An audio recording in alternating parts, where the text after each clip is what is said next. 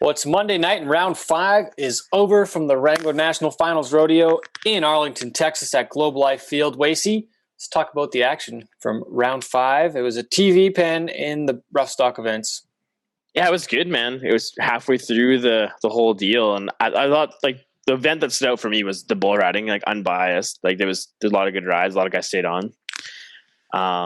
Some of the judging was a little suspect over the night, in my opinion. I'm not a judge by any means, so I can't imagine what it's like actually being down there. But like, well, the one common trend I saw throughout the night was judge number 4 was like constantly 2 or 3 points under everybody else. And I don't know where that comes from, or if he has a different look than everybody else, or he just wants to be different. But it really hurt a lot of scores that should have been a bit different than what they were, in my opinion.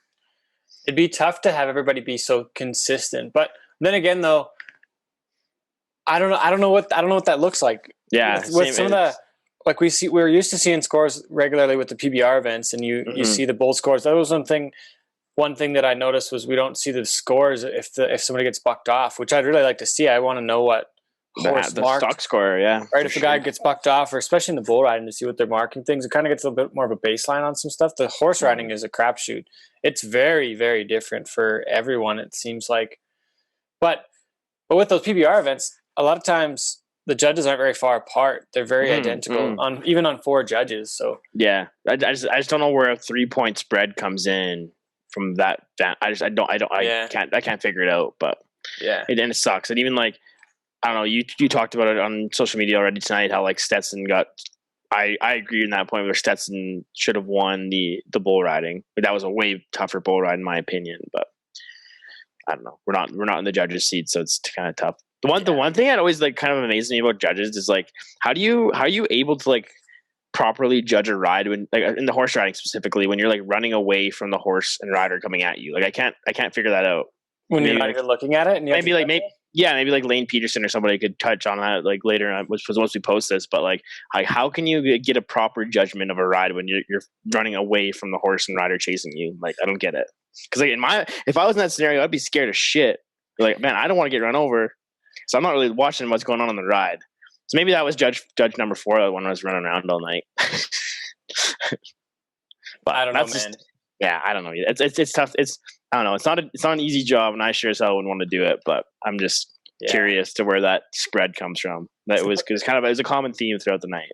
It's another one of those thankless jobs. Yeah, that's a fact. Like you're not going to make many friends being a judge. That's for sure. Yeah. Let's go to the picks. The only one I got right, which makes me 5 for 35 so far, which is also known as 1 for 7. And you got 1 right, so you're 2 for 35. And I was like so close to having 3 right because my team ropers, they come out, they're 3 and 7. Then literally the guys right after them bust out a 3 and 6. And my bull rider, he's leading it. Then he gets beat by 1.5. Like just a couple of tough. That's happened to me 2 nights in a row where I've just been like 2nd or 3rd place in my picks. So knocking on the door. Gonna need one of these guys. You need these guys to pan out. I'm also gonna stop picking Oren Larson for the rest of the week because I feel like I'm giving him bad juju. Well, that's probably true. And he's my boy. He's my boys. I'll take that blame. I'll wear that. He's my boy, and I want him to do good. So I'm gonna stop picking him as we move forward here. I'm gonna keep picking Haley. Unless he gets Virgil, then I in round 10. Then you can't not pick him. Just it's funny how it works sometimes at the finals. Though some people will have a great week, some won't. It just kind of really depends on what's going on that week. It's a real crapshoot on what. Yeah, I think for me, I think it just starts. Like that first round is so vital. Like if you can get off on the right foot and get a solid ride in or a solid run, I think it just sets up your week just to be that much better. But I don't even know what to say. 10 days is a grind for sure. Well, even like Donnie was talking about on the broadcast about Sage, like he knows like it's only halfway through. Like people on the outside are doubting him. Like even the guy like me, like I think he's not at the same level as he usually is, but there's still 5 days and a lot of points or money to be won between now and then, and he's not even that far out of it. So I mean, a lot can change in 5 days. He's almost 2 rounds behind. No, he is. He's over 2. He's right at 2 rounds behind. No, I'm wrong. It's 46,000 or 52,000. So he's right at that level, which is quite a bit. Plus he's behind their average. So I mean, if it stays the course, then he's in He's trouble. in trouble for sure. But if he can pick up a couple rounds, then it'll be a different story. So that's the thing with the bull riding. It's so it's a crapshoot. And now with the ground money counting, which I agree with Donnie Gay. I don't think that the ground money should count to the standings, not for the title. It makes it such an unknown. And I think it allows for potential cheating because somebody could go and give everybody freaking X-lax or something. Like honestly, like I know it's a dumb scenario, but it could happen for sure, man. When you know the money counts, you would hope that you'd hope that people have more integrity than that, but it could happen for sure. You go put glycerin on everybody's ropes before they get on, or like you go and freaking. I mean, I could get behind it maybe counting during the regular season. Well, but why? What's the point? I don't know. What does it do? I don't know. You stayed on, nobody else did. You should be rewarded for it. Yeah, but you get the money. It doesn't need to count for the standings. I don't know. I'm on the fence about it. I just don't. I don't think it's necessary. Mm-hmm. It throws a big unknown variable in the pursuit of the titles, which I don't think it's necessary. But we can talk about all that shit till we're blue in the face, man. Yeah, exactly. That's it. That's the thing. Here's another debate question, though. Are we going to see somebody ride all 10 bulls at the finals again? I honestly don't think it's realistic. No? I don't know, dude. The bulls there's such a big gap between rider and bull right now. Even your top guys, like what Jose and Jess, they rode at 50%. Jose rode at 60% this year. Like how many guys are riding over 50% of their bulls throughout the season? How many are ever riding 10 in a row now anywhere? That's what I mean. Like I just think that I don't know. Like Tanner made a good point on Twitter, Tanner Gerlitz, that if I showed up here and drew right and was healthy the whole week, it could work. Yeah, it could happen. But I just think that it's like we talked before. It's such a crapshoot that I just don't think it's going to happen. But I would love to. It'd be amazing. But I think too, like kind of what I commented on Twitter was just that your best guys are gravitating towards the PBR. And I know like Boudreaux came over and did good at the finals, but I mean, the best guys are in the PBR. That's the reality of the sport. And I think that as long as that keeps happening, the likelihood of it happening at the NFR is even lower. Let's get into some highlights from tonight, round 5. The bareback riding. It is won 89 points. Clayton Bigelow. Top flight from Pickett Pro Rodeo. Best horse of the year. Reigning horse of the year. Yeah. And neither of us picked him. That was dumb of us, eh? I didn't know it was reigning horse of the year, to be honest with you. Anyway, good ride from Bigelow, the reigning world champ. Good stuff. The bareback riding is far from over. And no, there's nothing that's really decided yet, but great ride from Bigelow. The Canadian bucking horses, they were a bit stronger than their counterparts tonight. Virgil was the top horse tonight. 45.5 points is the mark. Mason Clements, though, not quite up to the task. Only a 73.5, gets in bad shape. Stevie Nicks and Win Ratliff only end up for an 83. So just didn't quite pan out. And then again, Oren Larson on Faded Night doesn't quite have. Made a good ride, just didn't have the horse. Yeah, didn't have the horse. Didn't have the horse. Well, and he didn't quite make it how he needed to make it either. But how do you decide? I don't know, man. It's crazy how like TV and like watching bareback riding from a distance, like it doesn't like count for like the power of those horses. Like watching like Clemens on Virgil, like you can see it when you get jerked around like that. But when a guy's making a good ride, it's so hard to see that like drop in power, and it's pretty remarkable for sure. What are you picking? Wace, you're up first, man. What are you picking the bareback riding? I'm gonna go with the man who won the round the night before, Clayton Bigelow on Natural Hell of Pickett Rodeo. Okay. Yeah, I think that's the same. Is that the same contractor from the horse you won last night? Yeah, same contractor that owns Top Flight. So, all right. If that's a testament to what kind of horses they have, I'm sure it'll be a good one. And I'm gonna go with 90 points this time. I've seen Tanner Oss do a lot of damage at the NFR. I'm picking him in round 6 on a Calgary horse, Zulu Warrior. That's I'm going to say, I know that horse. I'm going to say 89 since you went 90. We'll do that. In the next event of the night, steer wrestling had a pair of 3-9s, Matt Reeves and Jace Melvin.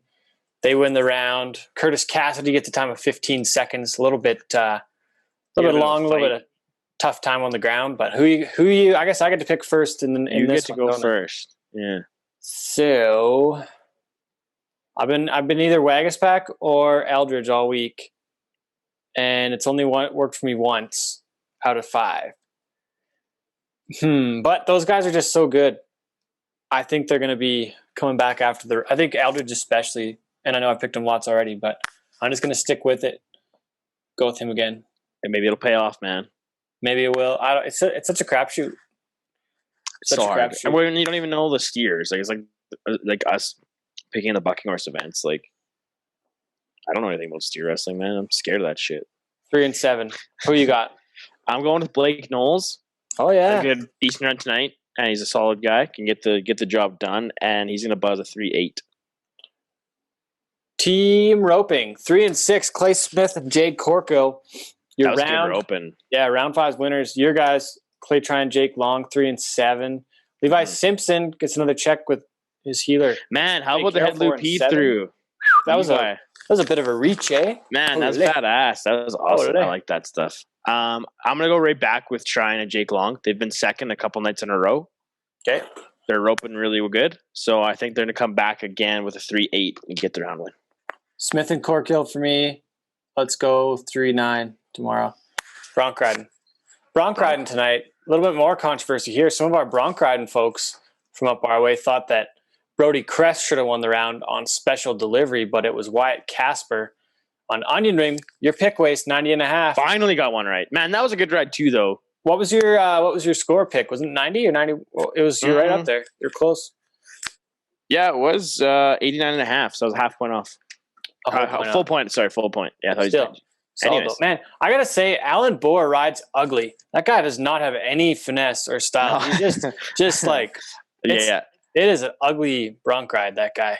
I don't know if that's just me, but he is not a pretty bronc rider. He's not like when you watch like the Wright Boys ride where it's pretty. Yeah, it's so smooth, and that's when you think saddle bronc riding. You think of like that. Where he makes it look ugly, but man, gets the job done. And he gets the big score, so I guess the judges don't care. I think he rides, and then especially when his hat whips off and he's got his like bald spot showing up, it looks so funny. Anyway, Zeke Thurston, 1 point out of the money tonight, gets a little closer on Dirty Jack at 85.5. Not enough though, so that puts you or me. Who's first now in the? You're up here, bro. Okay, this is you. In that case, ooh man, it's tough to pick in the bronc riding, but let's go. Let's go cover girl Brody Cress. Oh, give him the benefit of the doubt after last night. Nice. What do you got for a score on that one? I'm gonna go 88. Nice. I'm gonna go Ryder Wright. All right. I think he's on a mission. I think he will help the cause with a 90-point ride on Billy. Okay. He'll make a similar spur ride. Hopefully it's a better horse. I might be crazy. That's nothing new. Tie down roping was Hunter Heron in round 5 with a 7-4. Wait, who you got in round 6? Oh man. I'm gonna go Shane Hanchey. Ah, you bastard. He buzzed a good run tonight. He's looking like he's getting her sorted out, and that horse he rides, that TJ of Birds, is a really, really nice horse. He's sweet. So I think he's gonna go 7-1 win the round. Friend of the show, Shane Hanchey. Marty Yates is gonna be pissed off after the last few nights and kind of screwing things up. He's had a couple bobbles that have cost him. Mm-hmm. I think he's your guy in round number 6 on Tuesday. The barrel racing, I think this is pretty easy. I'm going to go Haley Kinsler again. The time. Is she going to go sub 17 again, or are you going to keep her in the 17s? Nope. I'm going to go 97. Ooh, that's a calculated pick. I like that one. In between. Well, like, how about just winning it tonight by like, what was the time difference? Oh, by like almost 0.4 of a second at the NFR to just dominate. I didn't really. It was kind of neat before a run because like she was out right after the rake. Like that horse she rides is fucking gorgeous. That's a beautiful horse. I never really noticed that. I never really got a good look before, but man, that horse is a specimen. So it's true. She's tough to beat. But you're gonna go with your second place, girl. Going back with Posey to Nosy. I think tomorrow's her day, and she's gonna buzz. I want to go sub 17, but I'm kind of nervous. I'm gonna say 17.05 to win the round. Okay, bull riding tonight. We had Ty Wallace back-to-back round wins, 91.5. Sketchy. The bull tonight with Freddie Fender. I disagree with the score and the win. I think it should have went to Stetson Wright on Brown Boots Chrome. That was my that was I your agree. too, wasn't it? Yeah, it was my best, my guy. So I think it should have been Stetson Wright, just the way that the scoring was with that bull going back each way. It might not have had as much might not have as much kick in the back, but I think he was still tougher to ride based on that. Oh man, I agree. I agree with that. 100%. And Stetson styled him up. He was right in the middle all the way till just the very end. You could dock him a little on that, but I mean, geez, that was a heck of a bull ride, I thought. Yeah, I agree. Yeah, well, Chrome looked damn good in that out for sure. Hey, Yeah, for not having much going on this year. Not having a whole bunch of trips. But who do you got in round 6, Wasey? Man, I think I'm gonna go back to Stetson Wright. Okay, he's got a bold chosen one from Rafter G. I don't know who spelled his name, but that's what he's called. But Sage Kimsey was 89 on him last year at the NFR in Vegas, and they were 90 points on him earlier this season. So I think that's a good matchup for Stetson. I think he will get the round win with 91 points tomorrow. I'm going with Kai Hamilton. He's got the bull that Stetson won the first round on with 90.5. Kai rides a little different than Stetson. He doesn't have those. Isn't going to get those all-around champ points, so I'm going 89 for Hamilton, the number one man in the world right now in the PRCA standings. Wace, you got anything else for that, or man, just going to try and get looking forward to the home stretch here? Yeah, looking forward to the home stretch. Still 3 behind, but we're only halfway through. Things could change. One of us could get on a heater here. It's nice that you haven't like the separation. Like you had a chance, like when it was 3-1, 4-1, or even 3-0 to like really distance yourself from me and kind of make it unreachable. So I'm kind of glad. I'm kind of glad I'm still in the mix here. I'm only 3 behind. So even tonight, I could have caught some ground if those other people would have. Yeah, it's close. It's definitely. So I'm right in the mix. Right in the mix. All right. Right in the mix, and I'm excited to see what happens. Well, thanks. I don't want to work out in jeans. Thanks for following along, everybody. Appreciate you listening to the shows this week, watching the shows, checking out the highlights involved. It's been a fun week. We're halfway through the 2020 Wrangler National Finals Rodeo from Arlington, Texas at Globe Life Field. Wasey, thanks for doing the show. You can get your merch, cowboyshit.ca, listen to the podcast. Check it all out. See you all next time. Thanks. Nice.